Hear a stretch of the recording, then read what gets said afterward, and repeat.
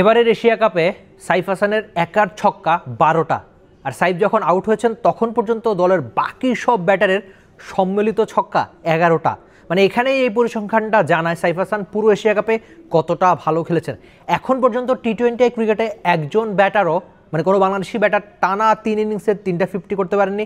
সাইফও আজকে পারেননি বড় ইনিংস খেলতে, তবে চেষ্টাটা ছিল, তার ওই এফোর্ট ছিল। আপনি কখনোই ভয় ডরহীন যে ক্রিকেটের কথা আমরা বলি সেই ক্রিকেটটা সাইফ হাসান অন্তত খেলার চেষ্টা করছেন, তবে বাকি ব্যাটাররা ঠিকই ব্যর্থ। আপনি ওই তাওহিদ হৃদয়ের কথা বলতে পারেন, 10 বলে মাত্র 5 রান, স্ট্রাইক রেট 50। এমন একটা ইনিংস পাওয়ার প্লের ওই সময় নেমে নিশ্চয়ই আপনি আশা করবেন না কোনো ব্যাটার থেকে। তাওহিদ হৃদয় আজকেও আরেকবার ব্যর্থ, তবে প্রথম উইকেট বাংলাদেশ হারিয়েছিল ওই পারভেজ হোসেন ইমন, তার ব্যাটে 0। আপনি যখন একটা মানে আপনার তো টার্গেট 140-এর কম, তো এই রান চেস করতে আপনাকে খুব বেশি তাড়াহুড়া করার দরকার নেই, কিন্তু শাহিন শাহ আফ্রিদি আবার তার ক্লাস দেখালেন। আর এটা ওইটা না, কাপড় ধোয়ার একটাই সলিউশন, চাকা অল-ইন-ওয়ান।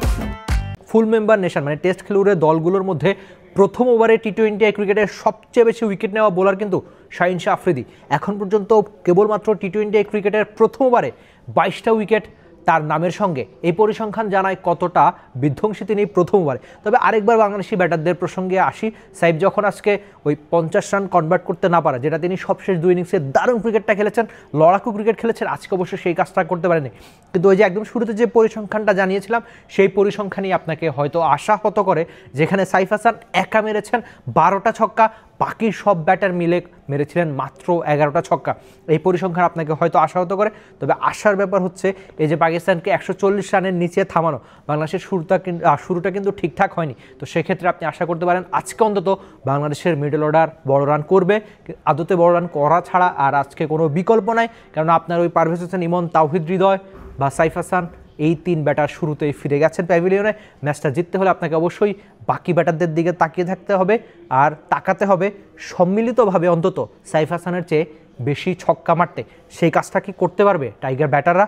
আর পারবে আজকের এই অলিখিত সেমি জিতে এশিয়া কাপের আরেকটা ফাইনাল নিশ্চিত করতে?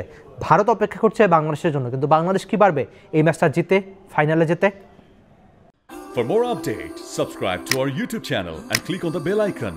Follow us on Facebook and Instagram. Download T-Sports app to enjoy exciting games and highlights. Visit tsports.com.